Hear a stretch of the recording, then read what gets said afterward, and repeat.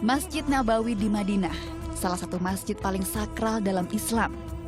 Menurut hadis, salat di masjid ini lebih baik dibandingkan di masjid lain.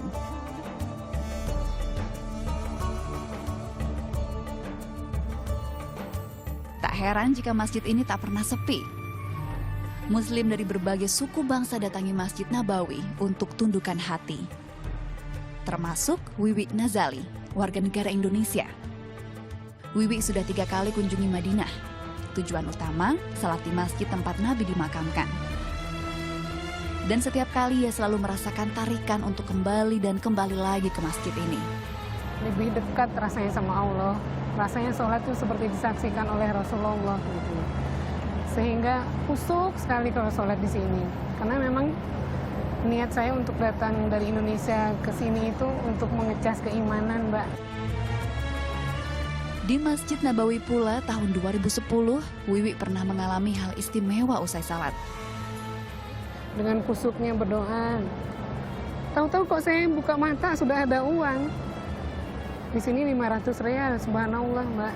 Saya tanya sama anak saya di sebelah, tadi ngelihat nggak ada yang naruh uang di tangan mama? Nggak ada, katanya gitu. Subhanallah, saya yakin itu adalah kebesaran Allah. Rezeki mungkin doa saya terjawab.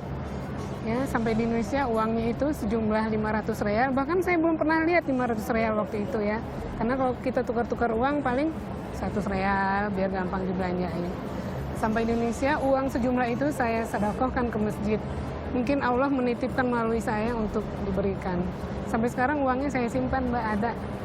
Alhamdulillah setelah itu sepertinya rezeki alhamdulillah selalu mengalir. Tak hanya Wiwi, jemaah dari negara lain pun merasakan getaran yang sama saat berada di masjid ini. I'm very proud, very happy in my life. I enter in Makkah and Madinah. Everyone has to come and make dua, everything. I make dua and Rasulullah. Exciting for praying and make dua. Very happy, or very excited to prayer. Because as first time, no.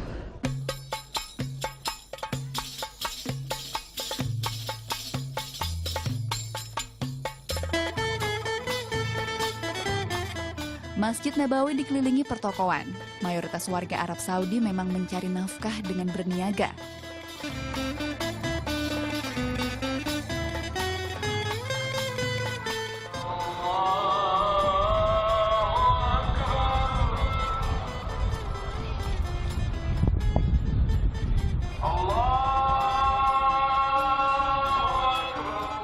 Saat azan memanggil, seluruh masyarakat serentak tinggalkan pekerjaan masing-masing, termasuk mereka yang berniaga. Toko-toko seketika senyap. Denyut perniagaan berhenti sementara. Kerajaan Arab Saudi memang mewajibkan toko tutup di waktu salat. Segelintir pedagang menaatinya karena khawatir denda. Sebagian besar patuh karena memang ingin salat dengan khusyuk. Nabawi tak hanya menyimpan kisah tentang kecintaan umat terhadap Sang Pencipta, tapi juga tentang kecintaan umat terhadap sesama. Sore di penghujung April 2016, satu keluarga dari Pakistan yang tengah tunaikan ibadah umrah datang ke Nabawi untuk berbagi kebaikan.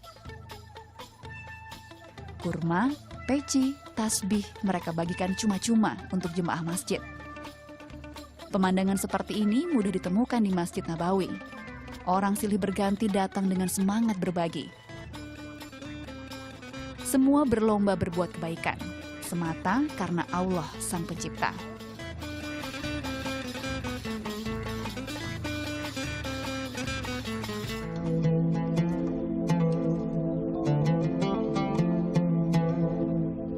Berjuta-juta umat tergerak datangi masjid ini karena di masjid inilah jasad manusia termulia Nabi Muhammad dikebumikan.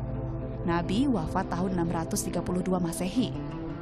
Umat Islam percaya, walau Nabi telah lama wafat, mendatangi Masjid Nabawi terutama ke makam Rasul, sama artinya bertemu langsung dengan Sang Rasul.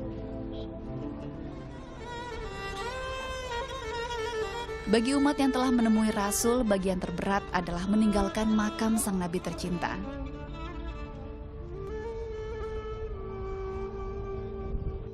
Pria dan wanita memiliki waktu-waktu tertentu untuk temui makam Rasul. Kaum wanita sehari punya kesempatan 3 kali, pagi, siang, dan malam hari. Jemaah yang berkursi roda juga memiliki kesempatan yang sama. Bedanya disediakan jalur antrean khusus. Jemaah datang dari berbagai warna kulit dengan berbagai kondisi medis. Sebagian ditemani keluarga, sebagian ditemani relawan yang memang khusus menemani wanita berkursi roda untuk ziarahi makam Nabi. Dan di tengah malam April 2016, puluhan wanita berkursi roda hadir di Nabawi untuk ucapkan salam pada sang Rasul. Di antara mereka ada Rania. Wanita Mesir ini tengah menemani Esmat, sang ibu yang tengah sakit di bagian punggung. Ini kali ketiga mereka umrah. Rania sengaja membawa ibunya ke Raudah di malam hari, karena di pagi dan siang situasinya lebih padat. Ia khawatir itu akan membuat ibunya tidak nyaman. We will go to the Rawda Sharifa, inshallah. I go yesterday. Now I will take my mother. عشان ربنا يشفيني ويشفي كل مريض. She ask everything she want from Allah.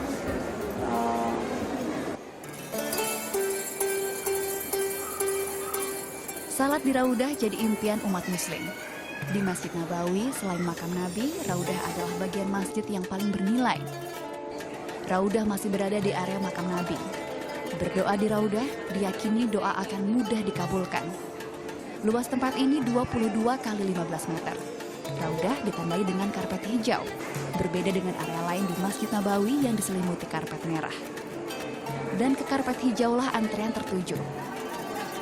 Raudah bagi jemaah berkursi roda sengaja dipisahkan dengan jemaah yang tidak berkursi roda. Pemisahnya selembar kain. Penantian berjam-jam Rania dan sang ibu akhirnya membuahkan hasil.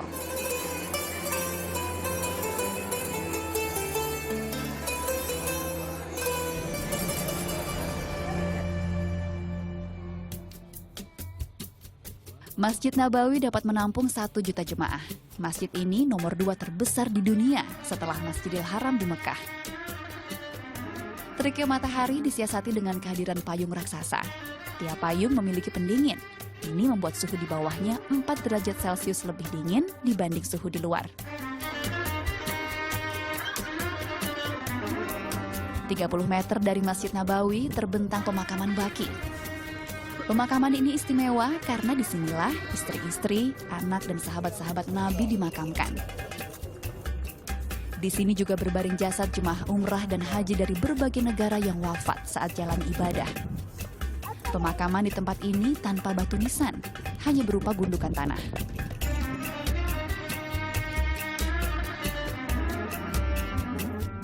Lima kilometer dari Masjid Nabawi berdiri Masjid Quba.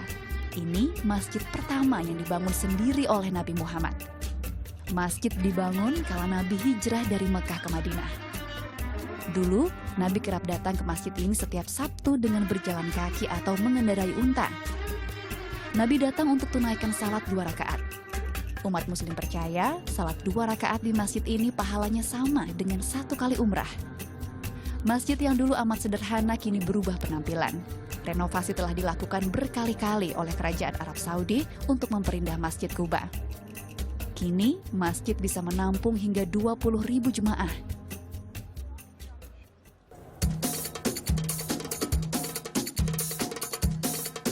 Semua tempat bersejarah dan penting ini berada di Madinah, tanah tempat wafatnya Nabi Muhammad. Nabi memang telah lama wafat, namun cahayanya terus terpancar dari kota ini. Visi kota Madinah juga telah berubah jauh dari zaman Nabi. Namun satu yang pasti, kota ini selalu menjadi kota yang dirindukan kaum muslim. Dewi Rahmayani dari Wahyudi melaporkan untuk NET.